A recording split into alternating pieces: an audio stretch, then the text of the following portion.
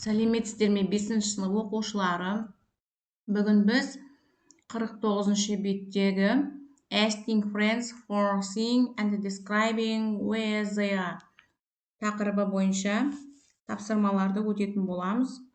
Яғни достарыңыздан заттарды сұрап үйрену және олардың қайда екенін сипаттау. I can talk about where something is.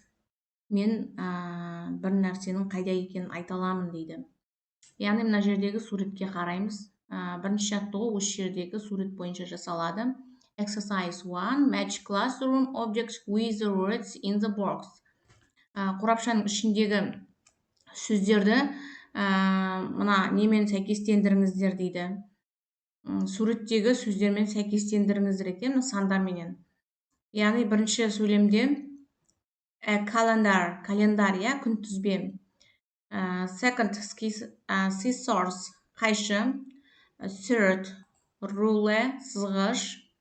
Fourth, dictionary, сөздік, яғни.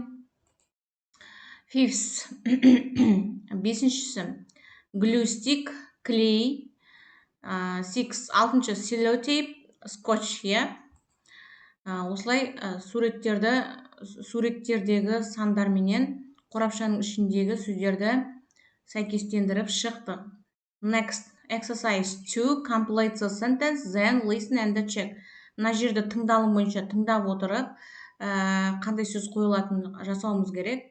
The ruler is on his desk. Ruler дегеніміз сызғыш, on his desk. Ол үстелдің сызғыш үстелдің үстінде дейді. The calculator is in her bag. Калькулятор сумкеде дейді.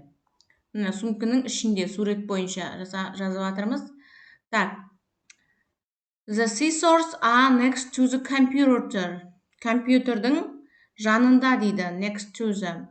The sellotape is in the drawer.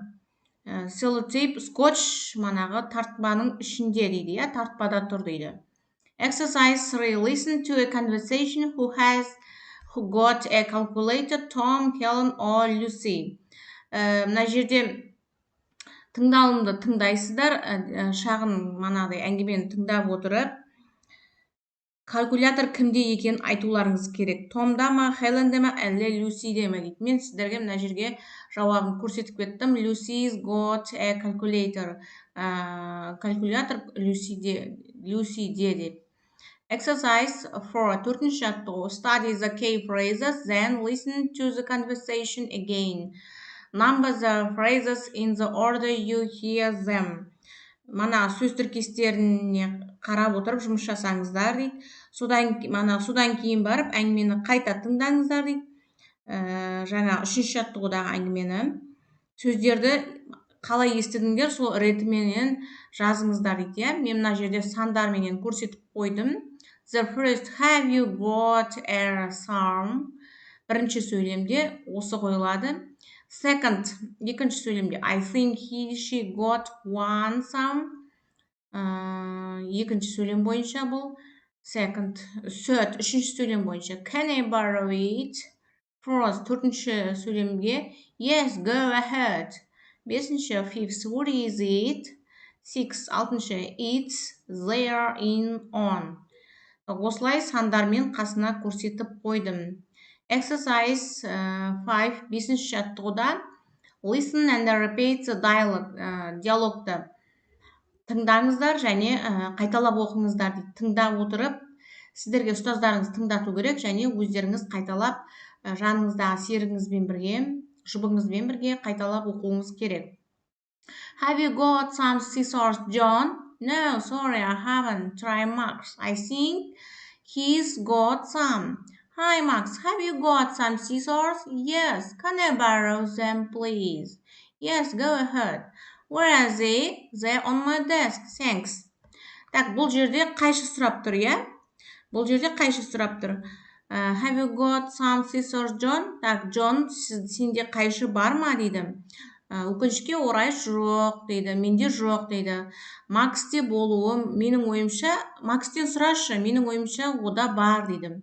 Сәлем, Макс, сенде қайшы бар ма? Иә, бар. Маған қарызға бере аласың ба дейді. Иә, ала ғой дейді. Иә, ол қайда дейді. They on my desk. Ол менің партамда тұр дейді. Thanks, рахмет.